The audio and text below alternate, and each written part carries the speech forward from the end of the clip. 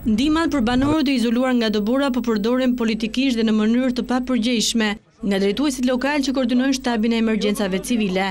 Ka qenë kjo deklarata kryetare së Partisë Socialiste për qytetin e Shkodrës, Keti Bashdari. Sipas saj, shtabi i emergjencave po bën diferencim politik në pajisjen me ndihmat të komunave të cilat qeverisen nga opozita.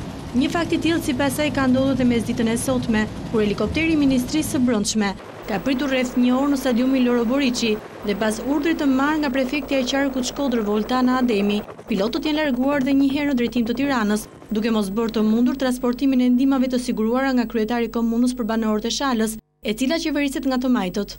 Me gjithë menaxhimin e çorganizuar të emergjencave civile, që po paraqet qeveria në këto ditë, me gjithë varfërinë e qeverisë në përballimin me mjetet të këtyre situatave natyrore, shtabi i emergjencave, i ngritur pranë prefekturës Shkodër, gjan kohën e volishme për të marrë me politikë dhe nuk ndalet as para mbijetesës njerëzore.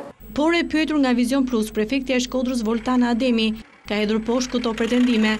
Sipas saj, ndihmat janë siguruar nga prefektura e Shkodrës, nga shoqata kristiane Motra Gjermane. Ajo sqaron më tej se helikopteri i parë është larguar pasi ndihmat ende nuk ishin bërë gati, por të rikthyer më vonë e për të dërguar në komunën Shalës dhe në komunat e tjera.